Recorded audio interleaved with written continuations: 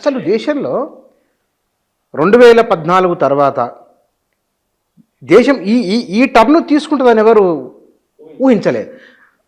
వెంకయ్య నాయుడు దగ్గర మాట్లాడుతూ దేశం ఒక జంప్ చేయబోతున్నది అని ఒక మాట అన్నారు వారు.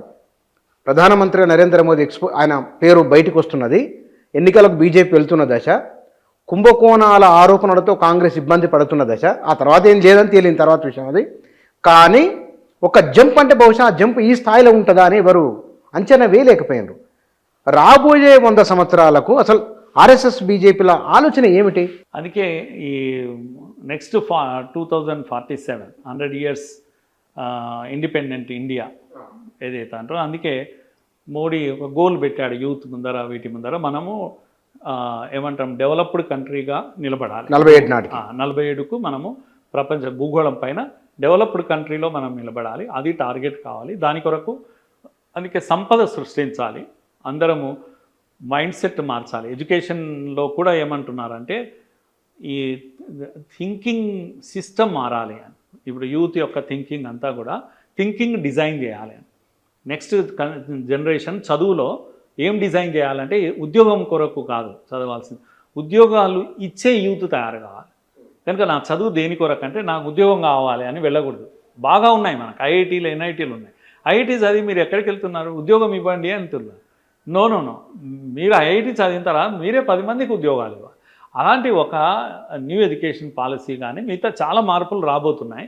కనుక 47లో మన యొక్క ప్రొడక్టివిటీ ఎంత ఉంటుంది అంటే ఈ చైనా అమెరికా కూడా తట్టుకోలేనంత ప్రొడక్టివిటీ ఈ దేశంలో ఉంటుంది. అందుకే డెవలప్డ్ కంట్రీగా మనం ఇమాజిన్ చేస్తున్నాం. ఊరికే ఆషామాషిగా కాంగ్రెస్ను ఓడించడానికి ప్రణాళిక కాదు, లేకపోతే ఇంకేదో చిన్న చిన్న పార్టీలను ఓడించడానికే ప్రణాళిక కాదు. దేశం యొక్క విజన్తో మోడీ గారు ముందుకెళ్ళి మీరు ఇప్పుడు అంటుంటే ఒక మాట అన్నారు, ఏమని కుంభకోణాల యుగం ఒకటి 10 years మనం చూస్తే 2G 3G CWC ఇవి స్కామ్స్ ఒకటి కాదు, 1,00,000 కోట్లు కాదు, 10 లక్షల కోట్లు, అంటే కోర్టులో తేలడం వేరే విషయం. జరగాలి అంత ఎకనామీ కూడా లేదు కదా అప్పుడు. ఇప్పుడు కూడా ఇంకా కోర్టులో ఉన్నాయి, చాలా విషయాలు ఉన్నాయి.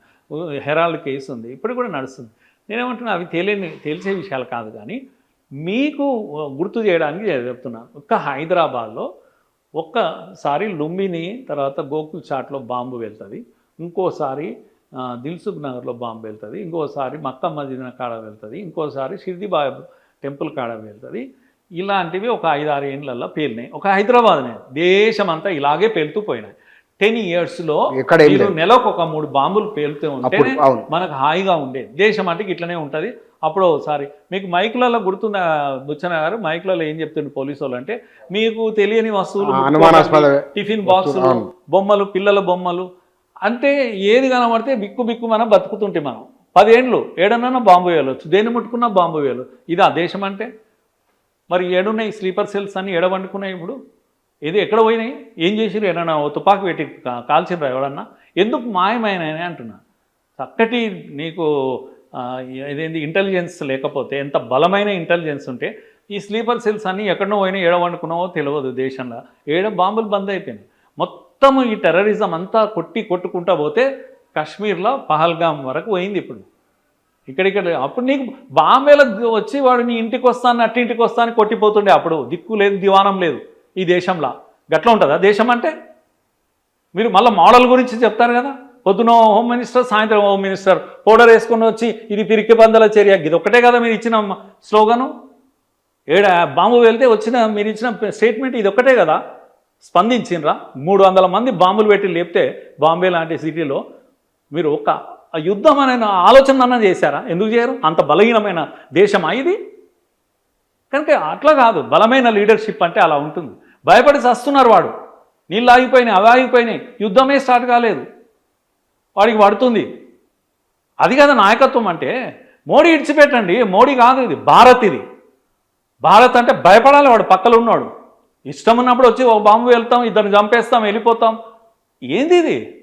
కనుక ఇది మార్పు ఈ దేశం కోరుకుంటున్నది. ఇవాళ మనల్ని ఎవరైతే ఇబ్బంది పెడుతున్నారో, రెచ్చగొడుతున్నారో వారి విషయంలో చాలా సీరియస్గా దేశమంతా ఒక ఎదురు చూస్తున్నారు.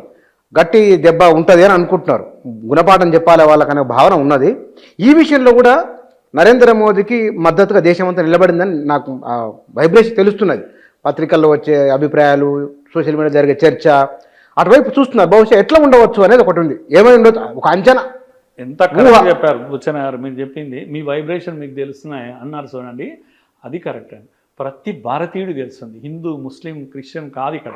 ప్రతి భారతీయుడు కూడా ఇదే ఆలోచన చేస్తున్నాడు. ఫస్ట్ టైం అంత దేశం 140 కోట్ల ప్రజలు ఒక ప్రైమ్ మినిస్టర్ వెనకాల నిలబడ్డాడు. మళ్ళీ డోంట్ థింక్ అబౌట్ మోడీ.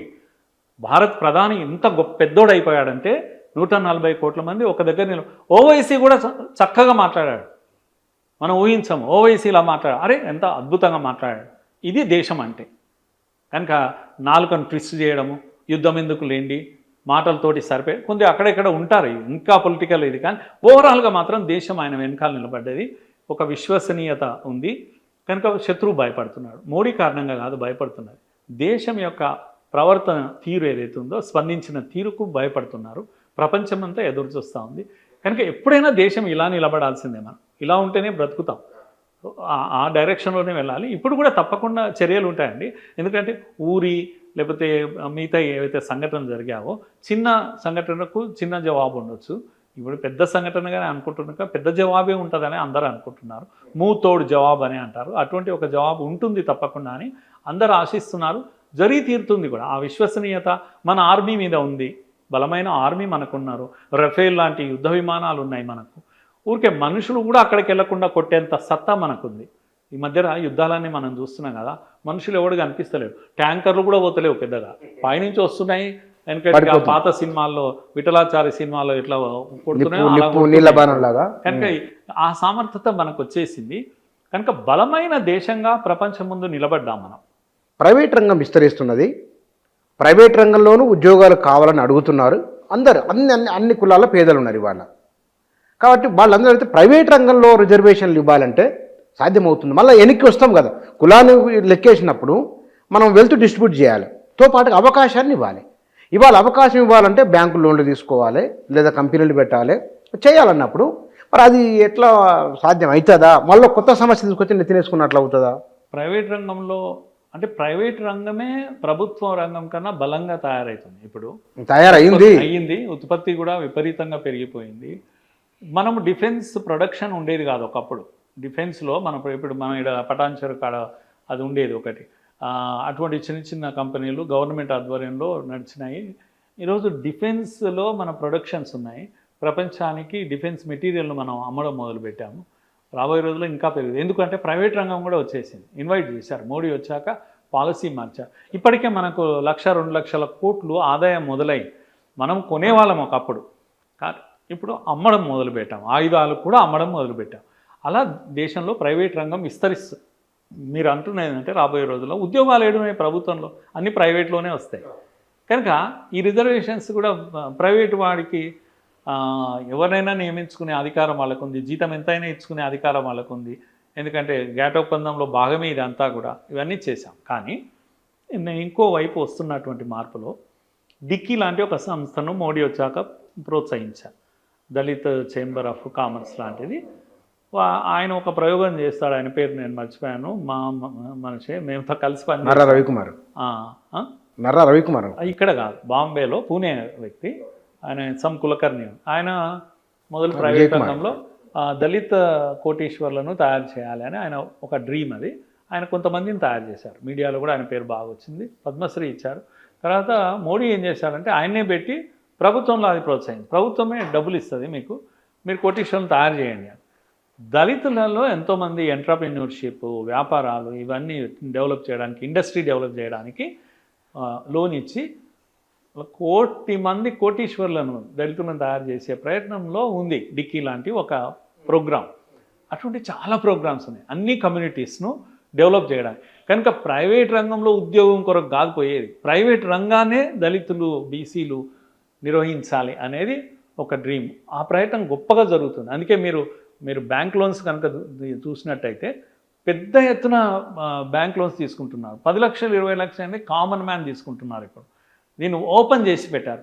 వాళ్ళకి ప్రోగ్రామ్ డిజైన్ చేసి ఇస్తున్నారు. స్టార్టప్స్ లాంటివి పెట్టిస్తున్నారు. ప్రభుత్వం వైపు నుంచి ప్రోత్సాహాలు.